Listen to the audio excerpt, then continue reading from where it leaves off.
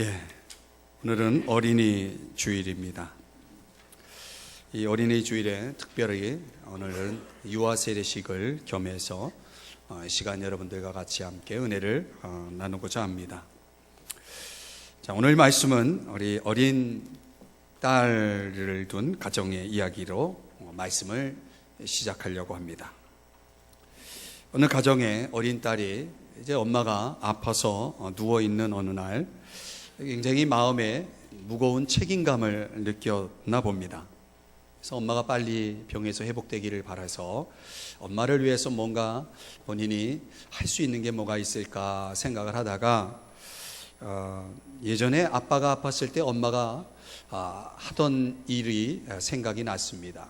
그래서 이 딸이 부엌으로 가서 뭘 했냐면 엄마가 아빠를 위해서 차를 이렇게 따뜻한 차를 끓여서 준비해서 제공하는 것을 이제 보아서 본인이 엄마를 위해서 차를 한 잔 준비하겠다 해가지고 이제 차를 준비를 한 거예요. 만족스러운 마음에서 이제 엄마에게 그 차를 이제 가져다 줍니다. 엄마가 이 방에 누워 있다가 딸이 차를 가지고 들어오니까 얼마나 대견해요. 야, 우리 딸이 차까지 끓일 수 있을 거라고는 엄마가 생각하지 못했네. 이렇게 칭찬을 하자 이 딸이 너무너무 기분 좋아하면서 이렇게 말합니다. 엄마, 제가 엄마를 위해서 차를 끓였어요. 엄마가 늘 하던 것처럼 물과 차를 이렇게 넣어서 잘 끓였어요. 이렇게 이제 대답을 했습니다. 엄마가 이제 차를 한 모금 다 마시고 나서 그리고 이제 딸의 또 이야기를 귀 기울여 듣는데 딸이 이렇게 얘기하는 거예요. 그런데 엄마, 제가 차를 거르는 채를 찾을 수가 없어서 파리채로 걸렀어요. 다 그런 거예요. 엄마가 기겁을 하고 놀래가지고, 아니 파리채로 걸렀다고? 그렇게 이야기를 하자 태연스럽게 아주 침착하게 딸이 놀란 엄마의 반응에 이런 대답을 또 했습니다. 엄마, 너무 걱정하지 마세요. 제가 새 파리채 망칠까봐 헌 파리채로 걸렀어요. 그 순간 엄마를 안심시키기 위해서 이야기한 것이 더 치명적이죠. 그죠?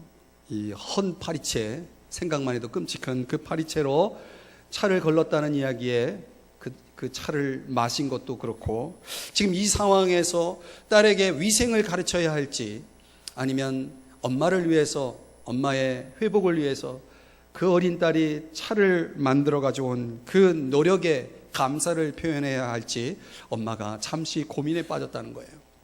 자, 여러분이라면 이 상황에서 딸에게 어떤 것을 가르치겠습니까? 어떤 이야기를 할 것 같아요? 그 파리채를 당장 들고서 엄마가 생각할 때 아무래도 그 위생에 대해서 이 순간 딸에게 가르치기보다는 엄마를 위해서 정성스럽게 마련한 그 차를 마련한 딸에게 감사를 표현하는 것이 좋겠다 생각을 했다는 것입니다. 여러분, 우리가 살아가다 보면 이런 지혜가 필요할 것 같아요. 뭐가 중요하냐? 물론 위생에 대한 전혀 개념 없는 이 딸에게 당장이라도 그 파리채가 얼마나 위생에 좋지 않은 것인지 가르쳐야 할 필요가 있었겠죠. 그런데 그거보다 더 중요한 교훈은 무엇이냐면 딸이 엄마를 끔찍이 생각하면서 엄마를 위해서 뭔가를 했다는 것입니다.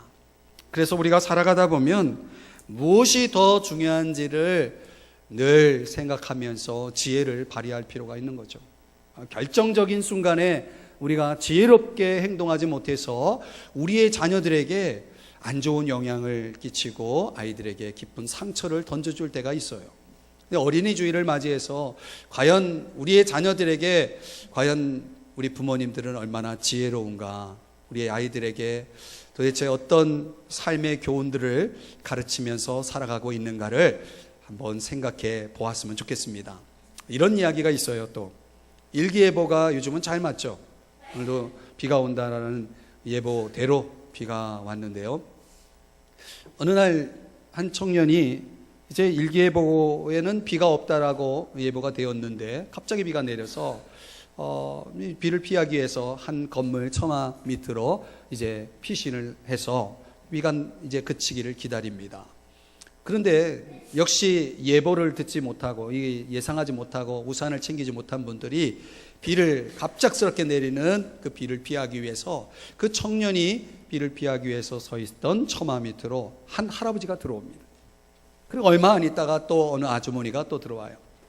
처마 밑에 이제 세 사람이 서 있는데 거의 꽉 차 있는 거예요. 아무리 기다려도 비가 그치지를 않습니다. 그런 상황에서 시간을 보내고 있는데 갑자기 지나가던 한 아주머니가 좀 비대한 좀 아주머니께서 갑자기 뛰어드는 거예요. 그 처마 밑으로. 그래가지고 청년이 처음으로 그 처마 밑에 피신해 있던 비를 피하고 있던 그 청년이 어떻게 됐겠어요? 떠밀려 나간 거예요. 근데 청년이 기가 막힌 거예요. 그래서 그 처마 밑에 있는 어른들을 쳐다보니까 다들 딴짓해요. 이렇게 딴 데 보고 우린 책임 없다 이거죠. 너무 어이가 없고 황당해서 쳐다보고 있다가 이 청년이 뭔가 생각을 하고 있는데 그 청년을 쳐다보던 할아버지가 말이죠, 이렇게 젊은이에게 이야기하는 것입니다. 젊은이, 세상이란 게 다 그런 거야. 이렇게 얘기를 하는 거예요. 더 기가 막힌 거예요. 청년이 그 이야기를 듣고 잠깐 생각을 하다가 길 건너편으로 어딘가 금방 사라져 버렸어요. 한 4분, 5분 정도 지났을까요? 청년이 비를 흠뻑 맞은 채로, 흠뻑 비에 젖은 채로 비닐 우산 몇 개를 들고 뛰어온 거예요. 그러면서 그 처마 밑에 비를 피하고 있는 어른들에게 하나씩 나눠주면서 이렇게 이야기를 합니다. 뭐라고 얘기하면 세상이 절대 그렇지만은 않은 거예요. 세상이 절대 그렇지만은 않습니다. 이제 이 이야기를 들은 사람들, 어른들이 잠시 멍하니 서 있다가 이제 받은 우산, 비닐 우산을 들고 이제 유유히 자기 길을 갑니다. 그런데 그 자리를 떠나지 못한 분이 한 분이 있었어요. 누굴까요? 할아버지. 세상에 다 그런 거야. 이렇게 말씀하신 할아버지는 그 자리를 떠나지 못하고 있습니다. 그리고 청년이 건네준 그 비닐 우산을 들고서 뭔가 깊이 생각에 잠깁니다. 그리고 잠시 후에 이제 우산을 바닥에 놓고는 장대비 속으로 걸어갔다는 이야기입니다. 여러분, 세상이 다 그런 걸까요? 우리가 살아가다 보면 세상 사람들이 다 그렇다라고 생각하면서 살아가는 사람들이 참 많이 있죠. 근데 이 젊은이의 이야기를 들어보세요. 세상이 절대 그렇지만은 않습니다. 누군가는 세상 사람들이 다 그렇다라고 믿고 살아가는 모습과 전혀 다르게 살아가려고 하는, 그렇게 생각하지 않고 다르게 살아가려고 하는 사람들이 있다는 것이죠. 오늘 우리가 세상을 살아가면서 모두가 다 그렇다고 나도 그 부류에 섞여서 살아갈지 모르겠습니다. 우리 인생을 살아가면서 정말 저와 여러분에게 필요한 건 뭐냐면 옳고 그름에 대한 분별력이 필요합니다. 세상 사람들이 생각하는 대로, 그들이 걸어가는 대로 따라갈 것이 아니라 오늘 내가 가는 길이 정말 옳은 길인가, 정말 바른 길인가를 생각하면서 살아갈 필요가 있는 것이죠. 성공하는 사람들에게는 이런 습관이 있대요. 첫 번째가 뭐냐면 주도적인 사람이래요. 주도적인 사람. 이 주도적이라고 하는 것은 내 책임은 내가 진다는 말입니다. 근데 우리 사회를 보면 주도적이지 않아요. 많은 사람들이 책임을 남에게 돌리고 자기 자신의 책임에 대해서 전가하는 경우가 많아요. 주도적인 사람, 성공적인 사람은 어떤 사람이냐면 나의 책임을 내가 질 뿐만 아니라 다른 사람의 책임도 내가 질 수 있는 사람, 이런 주도적인 삶을 살아가는 사람들은 성공하더라, 이렇게 이야기를 하는 것입니다.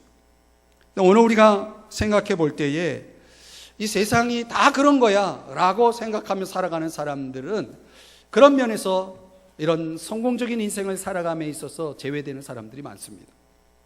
우리 사회를 보면 너무나 안타까운 것은 남을 탓하고 비판하는 사고 가운데 살아가는 사람들이 참 많이 있다는 것이죠.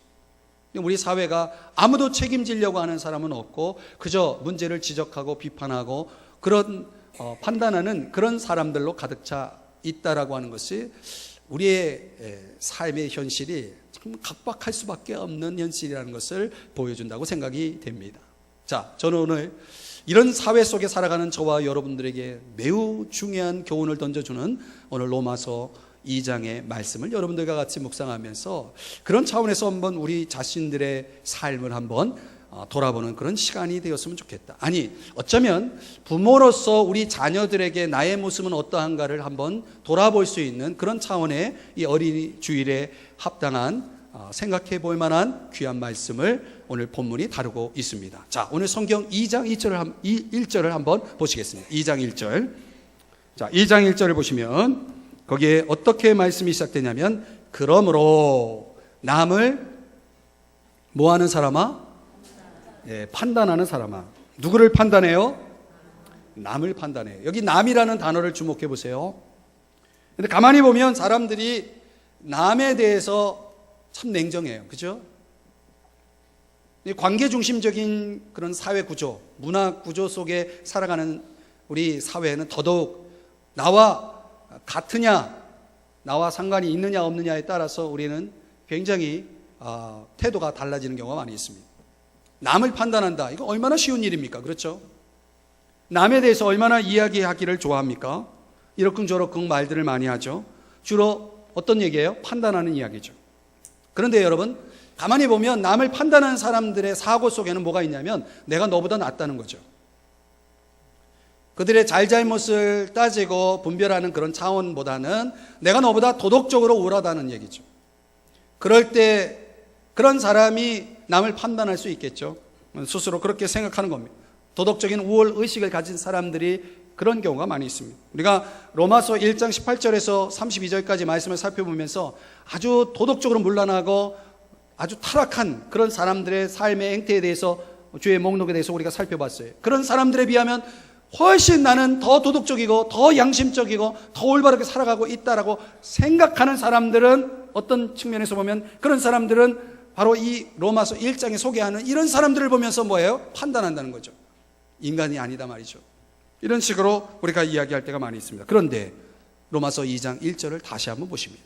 여기에 이어지는 내용을 보세요. 남을 판단하는 사람에 대해서 성경이 무엇이라고 이야기하냐면 이렇게 이야기합니다. 남을 판단하는 것으로 뇌가 너를 정죄함이니 판단하는 뇌가 같은 일을 행함이라. 자, 중요한 얘기예요. 무슨 얘기냐면 모든 사람이 사실은 똑같은 죄를 범할 수 있다는 거죠. 자, 저 사람에 대해서 판단했어요. 그 판단의 기준이 나에게 적용될 때 과연 나는 정당한가? 나는 올바른가? 과연 흠이 없는가? 완벽하다고 말할 수 있는가? 자신이 갖고 있는 기준을 가지고 남을 판단하면서도 사실상 C.S. 루이스가 얘기한 것처럼 자신이 갖고 있는 기준에도 도달하지 못하는 자신의 모습을 발견할 때가 있다는 거죠. 그것이 우리가 종종 우리의 양심을 통해서 깨닫는 거 아닙니까? 내가 남을 지적하고 그러면서 나 스스로는 또 거기에 대해서 온전하지 못한 모습. 종종 제가 성격적으로 운전할 때면 그런 경우가 많이 있는데 요즘 많이 고쳤어요.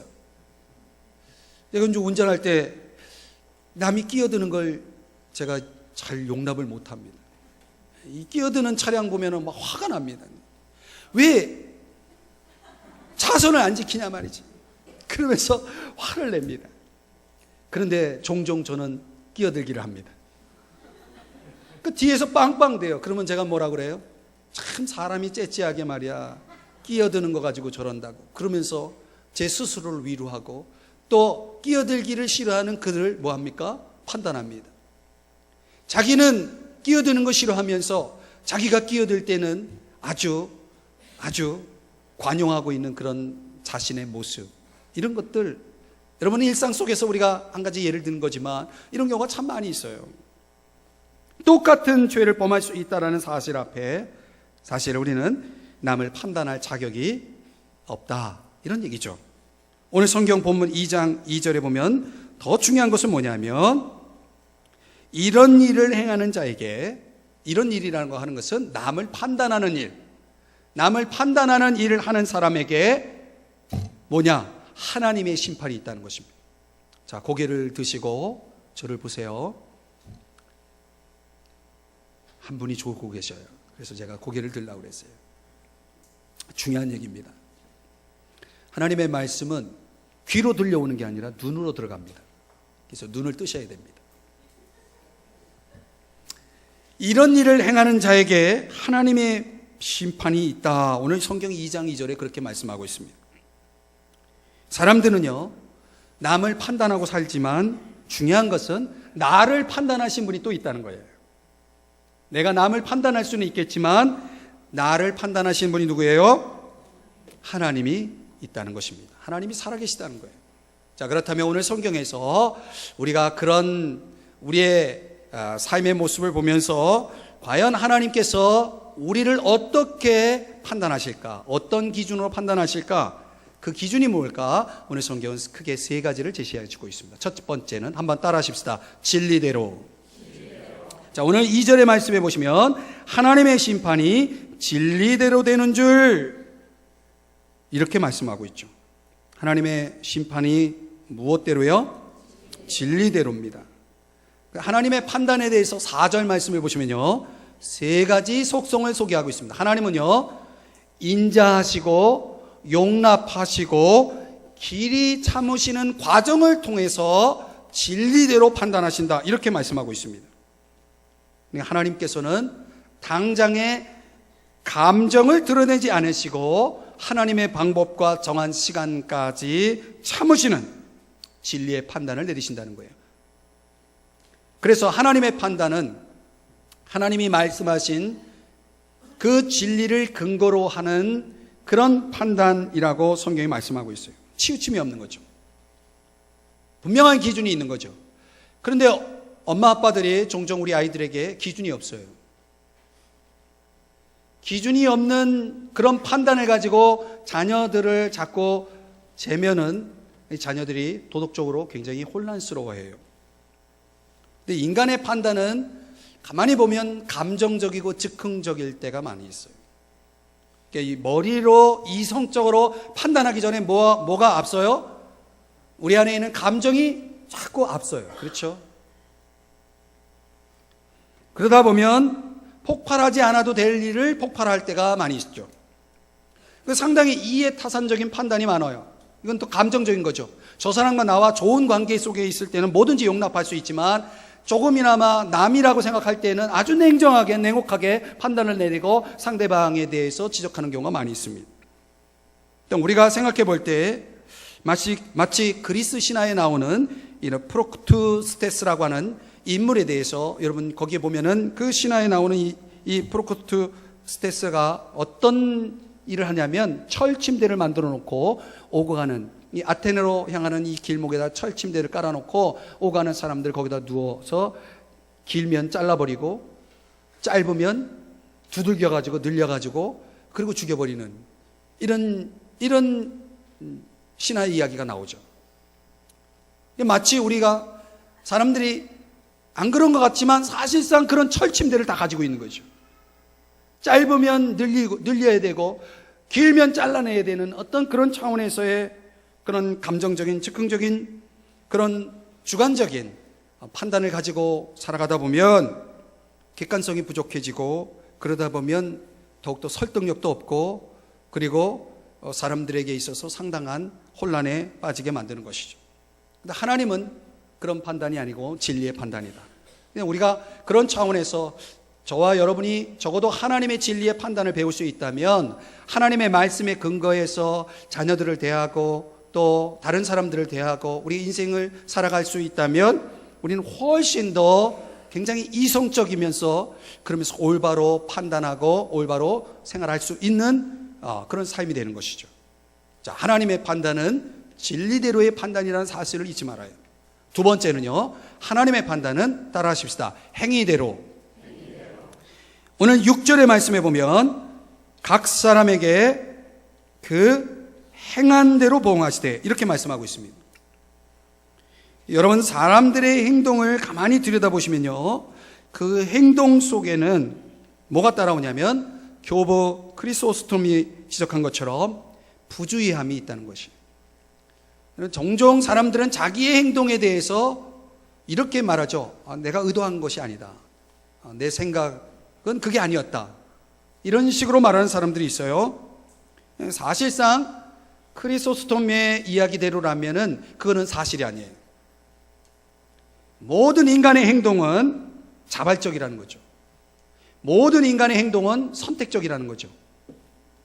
그래서 그들의 범죄가, 그들의 죄악이 불가피했다라고 말할 수 있는 것은 거의 없습니다.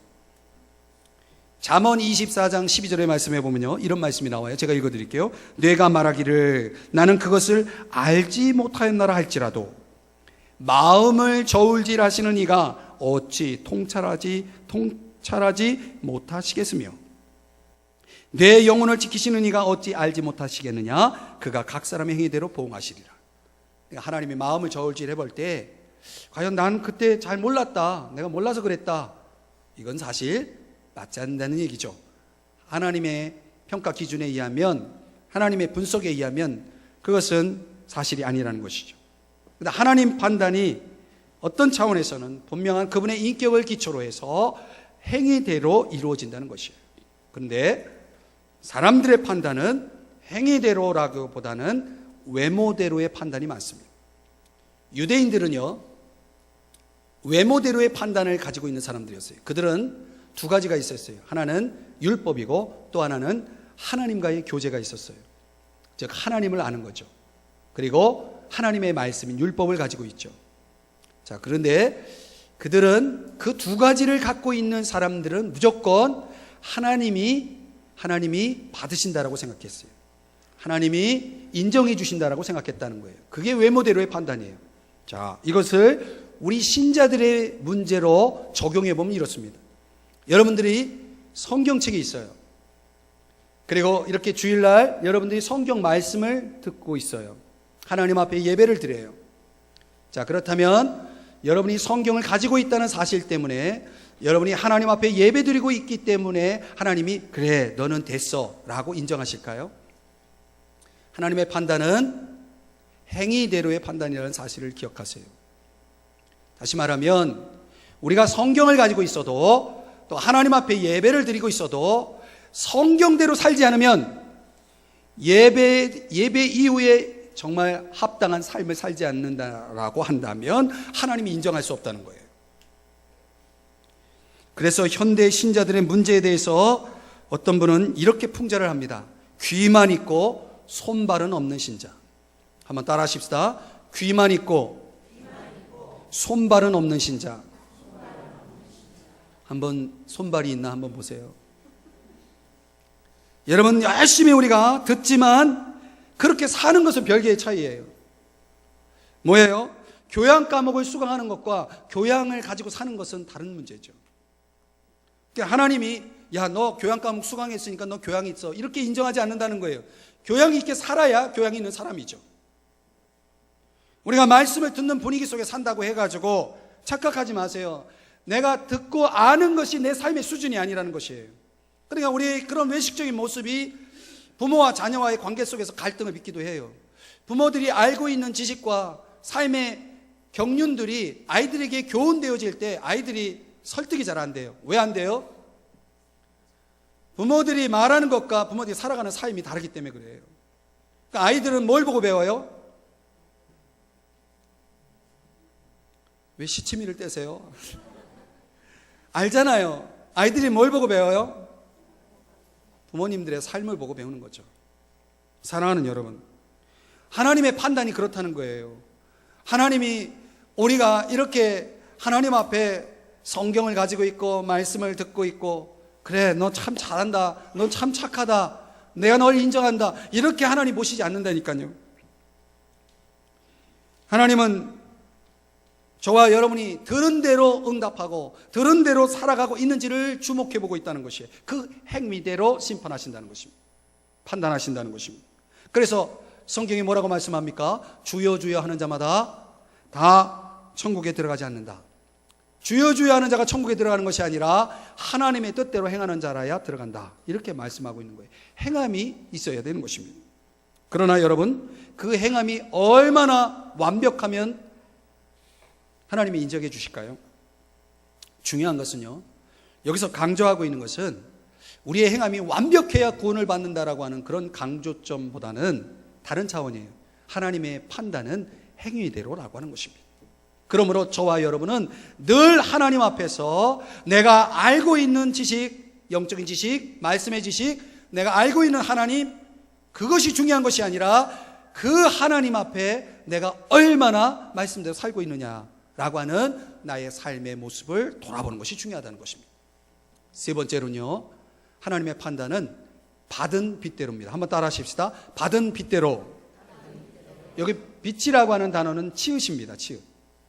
받은 빚대로. 이게 무슨 얘기냐면 하나님은 우리에게 주시지 않은 것에 대해서 책임을 묻지 않는다는 거예요. 말하자면은 율법을 주시지 않고 너 왜 율법을 지키지 않았니? 이렇게 우리에게 책임을 묻지 않으시는 거예요.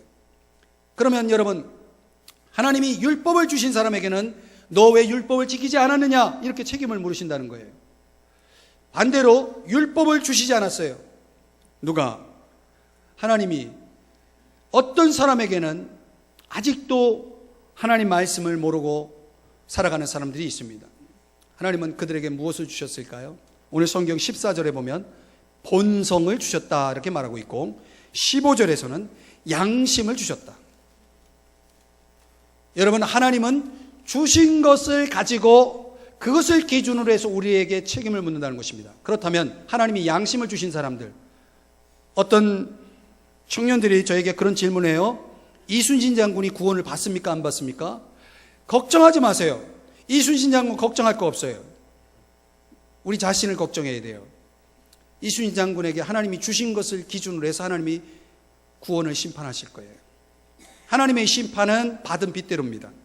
모든 인간들에게, 우리가 로마서 1장 19절에 말씀하고 있는 것처럼 하나님을 알만한 것이 저희 속에, 그들 속에 보임이라 1장 19절에서 그렇게 말씀하고 있어요. 그러니까 사실은 복음이 들어가지 않은, 이 성경 말씀이 들어가지 않은 되게 어느 곳에든 사실 거기에 사람이 살고 있다면 그 사람들은 다 저마다 하나님을 알만한 것이 다 들어가 있다는 거예요. 그것이 본성이든 양심이든 어떤 사람에게는 이렇게 하나님의 말씀이 들어가 있다는 것이죠. 그 기준대로 하나님이 심판하시겠다. 그러니까 중요한 건 뭐예요? 내가 하나님으로부터 받은 것이 무엇인가를 알아야 되겠죠. 하나님으로부터 받은 것, 적어도 이 주일에 여러분들이 하나님 앞에 나와서 이렇게 하나님을 예배하고 있다면 여러분은 하나님과의 관계가 있는 사람들이에요. 그리고 적어도 여러분들은 성경을 아는 사람들이에요. 그렇다면 여러분, 하나님이 그 책임을 물으실 거예요. 여러분 들은 대로 성경 말씀대로 사느냐를 물으실 거라는 것이죠. 그러므로 율법이든 양심이든 본성이든 어떤 것이든 우리는 그 빛을 기준으로 해서 하나님의 심판이 있다는 사실을 기억하고 하나님 앞에 받은 대로 살아야 하는 것입니다. 받은 대로. 한번 따라 하십시다. 받은 대로 살자. 그래서 결론적으로 말씀드리면 하나님의 심판, 하나님의 판단은 진리대로 행한 대로 받은 빚대로입니다. 이 세 가지 기준에 놓고 봤을 때 하나님 앞에 저와 여러분이 언젠가는 서야 할 거예요. 그리고 하나님의 판단, 심판이 있을 겁니다. 그때까지 저와 여러분이 어떻게 준비하면서 살아야 되느냐, 몇 가지 교훈을, 적용할 교훈을 여러분들에게 말씀드리고 말씀을 마칠게요. 첫 번째는요, 남을 쉽게 판단하지 말라는 것입니다. 왜냐하면 내가 남을 판단하는 그 기준이 하나님이 나를 판단하는 기준이 될 것이기 때문에 그렇습니다. 그러므로 쉽게 판단하지 마세요. 두 번째는 나 자신에 대해서 냉정하게 판단할 줄 알아야 된다는 거죠. 나 자신에겐 더 냉혹해야 돼요. 더 엄격해야 돼요. 그래서 잘못된 것이 있을 때 하나님 앞에 회개하셔야 됩니다. 여러분, 남이 잘못한 것 이러쿵저러쿵 이야기하기보다는 나도 그럴 수 있다라는 생각을 가져야 해요. 나도 그럴 수 있다. 더 나아가서 내가 저렇게 살아서는 안 되지. 그것을 일종의 본보기로 또는 거울로 삼아야 하는 것입니다. 그러면서 나 자신을 살피면서 계속해서 하나님 앞에 나를 깨끗하게 만들어가는 삶이 되어야 합니다. 옛날 경건하게 살려고 하는 사람들 가운데 사막에 들어가서 세상과 단절하고 깨끗한 영혼을 유지하기 위해서 하나님 앞에 서는 순간까지 깨끗한 영혼을 위해서 살겠다라고 결심한 사람들이 있었습니다. 그들을 가리켜서 사막의 교보들이라고 이야기합니다. 그런데 그들이 함께 공동체를 이루어 살던 곳을 수도원이라고 얘기하는데요, 어느 수도원에는 이런 규칙이 있었다고 합니다. 첫째, 자신을 살피고 남을 비판하지 말라. 두 번째, 말을 하지 말라. 말을 하되 2년에 한마디만 해라. 그래서 평생 3마디만 하고 죽은 사람도 있다고 합니다. 왜 말을 하지 말라고 하느냐? 말을 하면 영혼이 더럽혀지기 때문에. 여러분 가만히 보세요. 말 많은 사람 치고 정말 본이 된 사람 얼마나 있습니까? 사실은 말을 많이 하다 보면 실수가 많아요.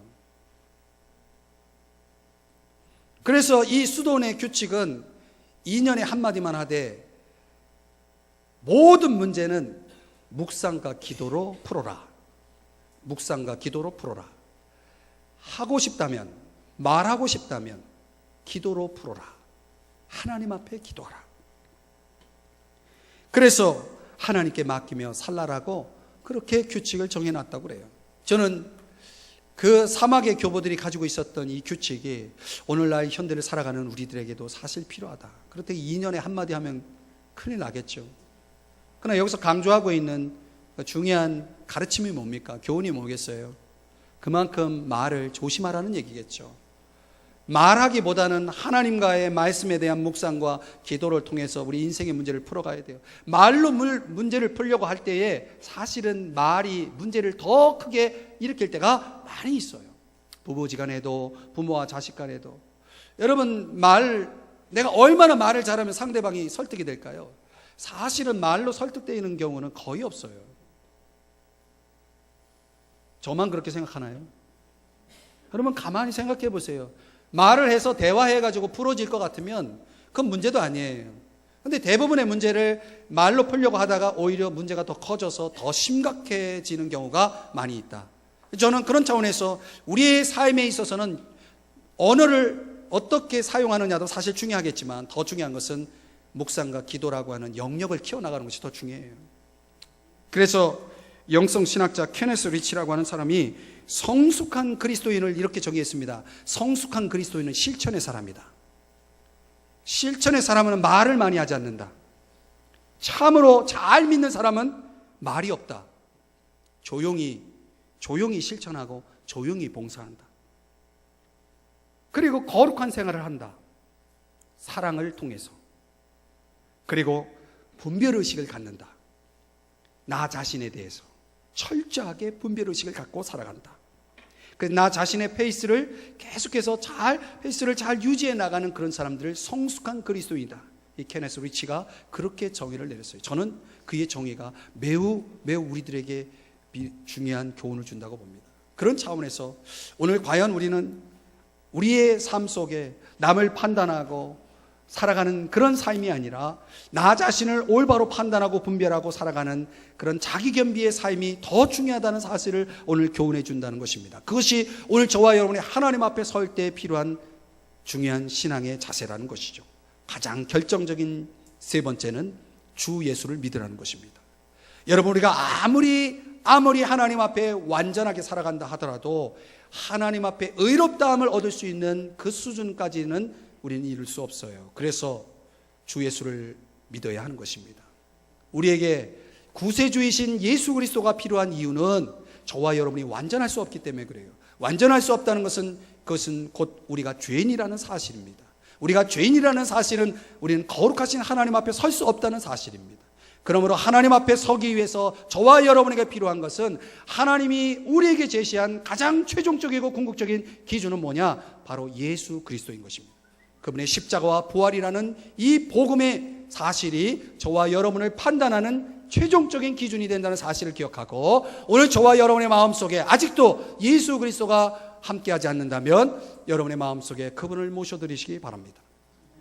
하나님이 세상을 이처럼 사랑하사 독생자를 주셨으니 이는 저를 믿는 자마다 멸망하지 않고 영생을 얻게 하려 하심이라. 하나님이 저와 여러분을 사랑하십니다. 기도하시겠습니다.